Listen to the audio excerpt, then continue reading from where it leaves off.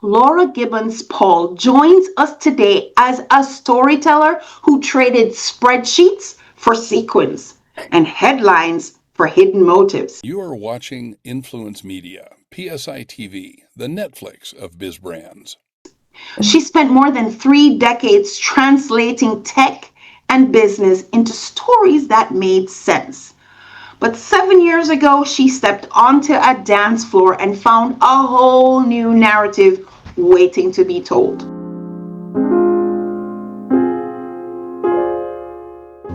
What started as a midlife hobby turned into the spark for a high-stakes thriller, and her bold leap from journalist to novelist. Welcome to the show, Lauren.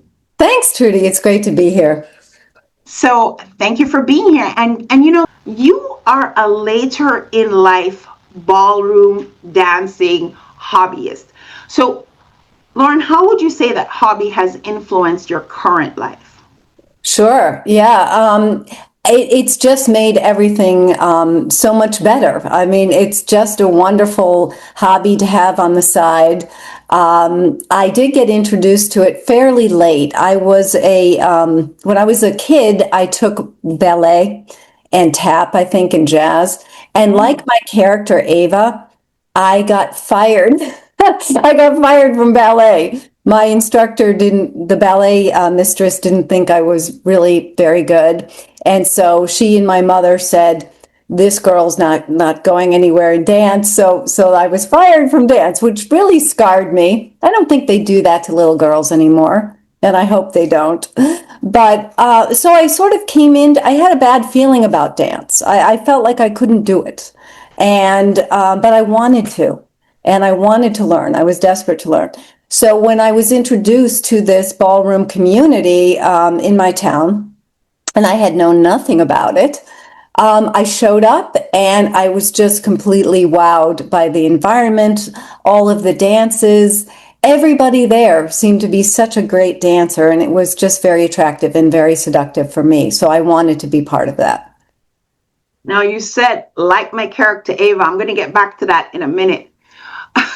So Lauren Gibbons Paul, you like to use all your names. So in your bio, you mentioned themes of wanting to belong. You kind of alluded to that just a moment ago, to be seen and making one's way in America. I was thrown by the making one's way in America. So I had to ask, are you an immigrant?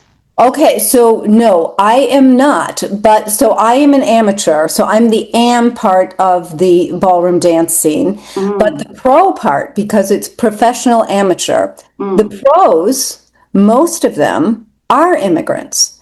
And in the case of my book and the studio that I was learning at, many of the pros there are from Hungary. So my instructor Ava's instructor in the book, my instructor in real life, is a Hungarian. So I have sort of observed his struggle to achieve the American dream, to make enough money to have the white picket fence. They all really want this. This is what they come to this country for. So I have seen how it's not an easy thing for anyone, whether you're born here or not. And for some of these pros, the obstacles have been pretty tough. But for me, the wanting to belong comes more in wanting to belong as part of this dance community where everyone is such a great dancer. I felt I sort of had a deficit. I felt like I didn't belong. So I wanted to learn and be part of it and bring something of myself to that environment. So that was my part of wanting to belong. So would you say then that your book is kind of an exploration of the emotional experience of feeling invisible in America as an American, or feeling invisible as an immigrant? Whose side are you? So I will say it's absolutely both. So there's two protagonists. There's Ava, she's my stand-in, I guess. And then there's Nandy, that's the instructor. So Ava is struggling to be seen because she's a woman of a certain age. She's over 50. She's starting to feel invisible. She doesn't get the attention from men that she always enjoyed. And so, she's not happy about that. She's not ready to just ride off and be invisible. she had seen her mother kind of struggle with that, and it didn't end well. Her mother had been very unhappy, and she just wants to avoid that whole experience. So Dance World is a way of, having this fresh energy from these young men and these pros, and also just a very fun environment in general with a lot of other clients. But so struggling to be seen for the immigrants, they're the young, handsome ones who are incredibly great dancers, so they can be seen for those things. But it's hard what they're trying to do. They have a lot of obstacles in their way, and so they have a big struggle ahead of them. Mm. So, Lauren, how would you say your journalism background helped, or maybe it was a challenge as you were writing this is your first novel, right? It is. Yeah, It is. okay. Well, that's a great question. I love that question because it did turn out to be a little bit of a hindrance, because I'm a nonfiction business journalist, so I'm so used to writing, very objective pieces explaining something or examining a trend or something like that. I found myself in fiction, you don't want to always explain. You want to let the reader draw his or her own conclusions. So that explaining impulse, which I definitely had from my journalism, I had to try to tamper that down a little bit. Although I do actually explain a lot about ballroom itself and how the nuts and bolts of how these dances work, and what people are doing at competitions and what everyone's goals are. So there's sort of almost a little bit of a nonfiction feeling to it. It's interesting. Mm. So the dance community itself, you're saying that this book speaks to the nuts and bolts. So who would you say is the ideal audience for this book? Who would benefit the most? Considering that you do have the nuts and bolts of the dance community in there as well. Well, I think that it could be a lot of different audiences, but I will say this. It is the ultimate escape beach read sort of thing. I'm hoping that women's book groups will grab onto it and want to read more. I'm hoping it will catch on in the ballroom community, although I actually think possibly other ballroom people are going to be my harshest critics, because they're on the ground with me. We all know what's going on, and so they might be skeptical about certain things. But I think people, mostly women over the age of 50, who love Dancing with the Stars, or love sparkles and glamour. This is a very glamorous world, so it's very fun to escape into, and I think almost anyone could enjoy it. Now, it does have a crime story along with the ballroom, and so I had to put that in for my husband, because he felt that no man would be interested in this book if it didn't have some sort of crime. That's his prejudice. I mean, I'm sure not all men feel that way. But so I'm hoping that it can cross different audiences, and it definitely crosses genres, because there's sort of a romance feel to it, and then there's this thriller kind of murder mystery sort of thing going on at the same time. So if it became a movie one day, it would be a rom-com / thriller. Yeah, right. Actually, I did write a screenplay. I wrote a pilot. That's how I got started on this. I wrote a pilot episode for a TV series that I was calling Swirl. And it was my first foray into screenwriting. And I live in Boston. I am over a certain age, and, it's not easy to break into Hollywood if you're young and you live in Hollywood. So it was not very easy for me. So I had producers, they loved the concept. They loved the world. They said it was so original, and it was, they hadn't seen anything like that. So that was a big compliment. But, at the time, times are hard, I guess, all over. They're hard in Hollywood. So they weren't just giving out these Netflix series like they used to. So one of the producers suggested, write it as a book, and let's see if you can get an audience. So I'm hoping.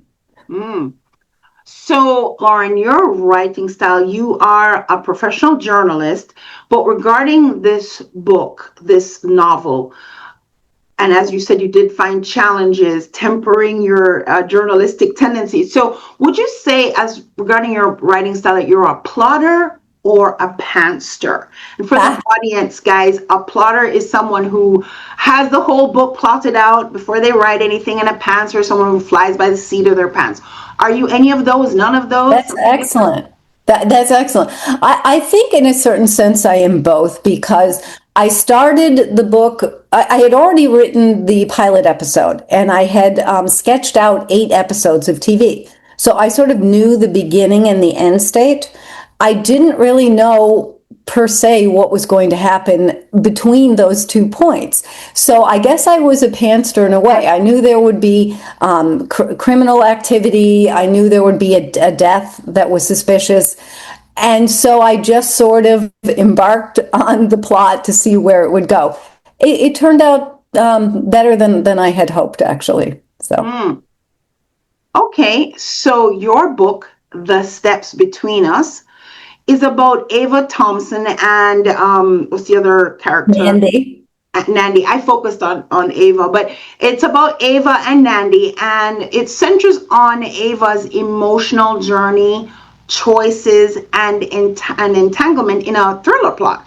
The idea of a midlife woman falling for a younger dance instructor, where did that come from? And the reason why I ask is because you mentioned Ava's like you're standing for yourself. So was this something personal, or was this just an inspired scene? Okay. So the truth of the matter is that in Ballroom, this connection between the follower, the woman, and the leader, the man. So in our case, the amateur follower and the professional leader.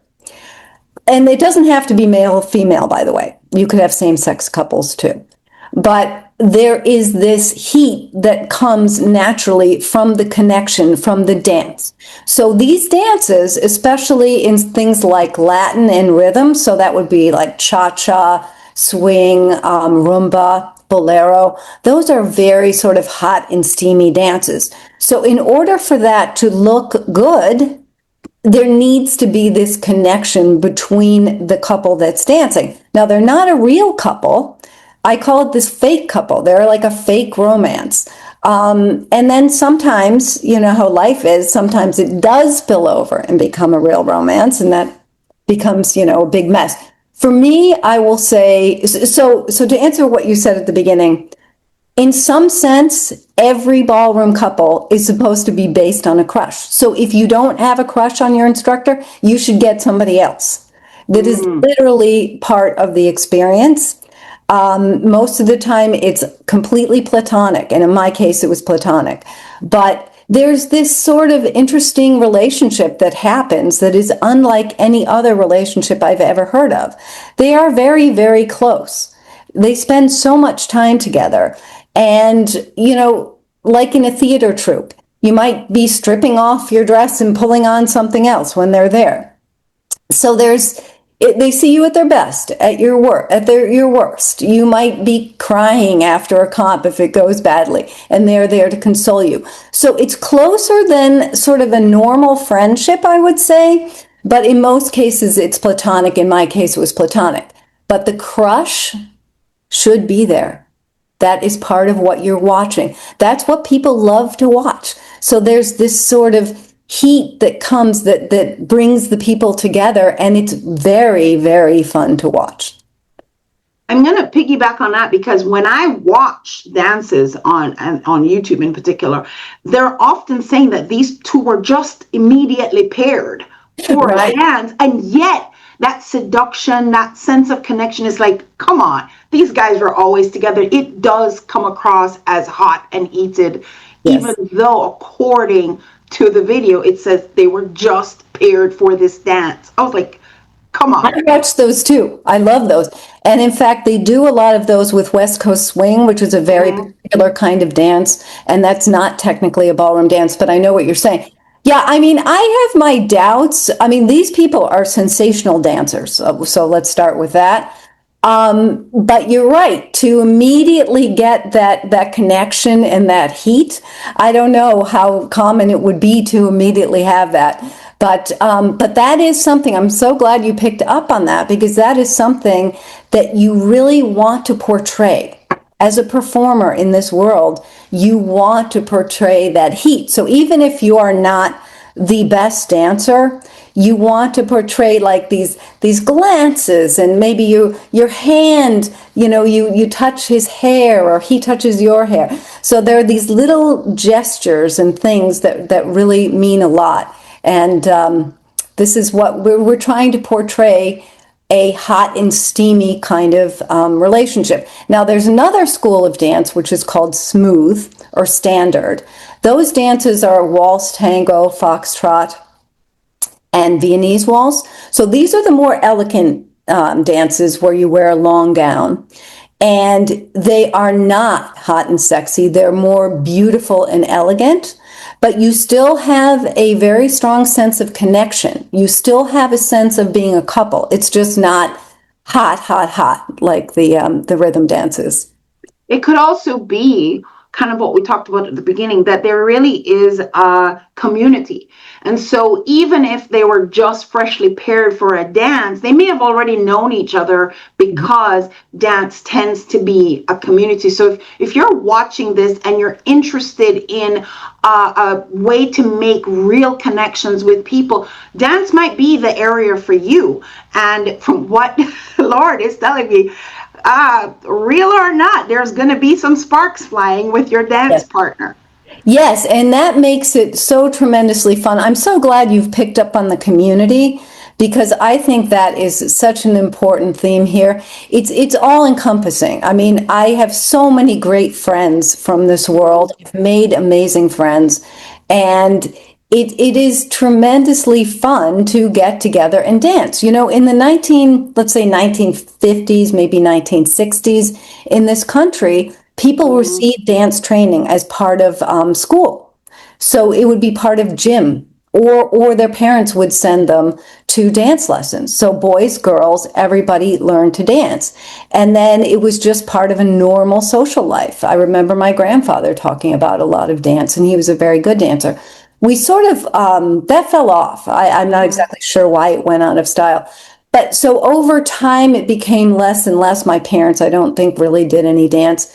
But we've really lost something without that. I think it is the most fun you can have. I mean, it can be terrible too if you're if you're not doing well. Don't get me wrong. I mean, you can start dancing with somebody, a partner you don't know. And if you don't understand what they're leading, or they don't understand how to lead you, it can be a little disastrous, but as long as you maintain a sense of humor, it can be a lot of fun. But when it goes well, it is the most relaxing and the most fun thing that you could possibly do. It takes you out of yourself. It takes you out of your problems, takes you out of your mind, and it just feels like nothing else. It's really, really enjoyable. I like the idea of the leading and being led, because without even realizing it, that's a leadership lesson right there. And being willing to submit to the leader, that could even be a conversation of its own. But Lauren, the age gap between the protagonists Ava and Nandy. Yes. Old. What made you want? I mean, and you even mentioned the young. Hungarian instructor. So what made you, and you're a mature woman, what made you want to explore that tension? Because, we talk about the cougars and all of that stuff, but what made you want to explore that particular emotional tension? In ballroom, now this isn't true. You could be any age for ballroom. You could be a kid, you could be a teenager, or a very old person. But the sweet spot for the business model for ballroom, and I'm not saying anything controversial here, is an older client matched with a younger pro. That is just almost universally how it is. So that comes with some interesting things. So we clients, the female clients of our instructor, we're we're the old ladies. I mean, I'm kidding. We don't think of ourselves as old ladies at all, but we're 20, 25, 30 years older than our instructor. And don't they know it? I mean, they love being the handsome young guy.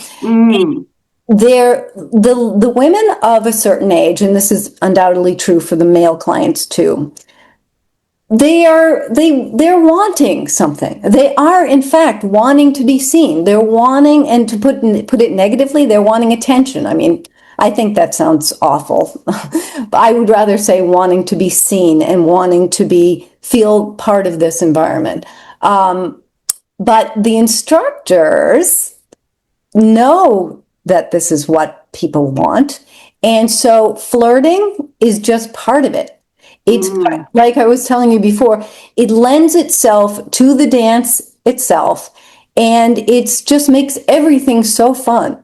So now that's not to say, that doesn't mean if you don't want to flirt that you should stay away from this. That's not true. I mean, these instructors are very good at calibrating what they offer according to what the person is looking for. So you absolutely don't have to flirt with your instructor.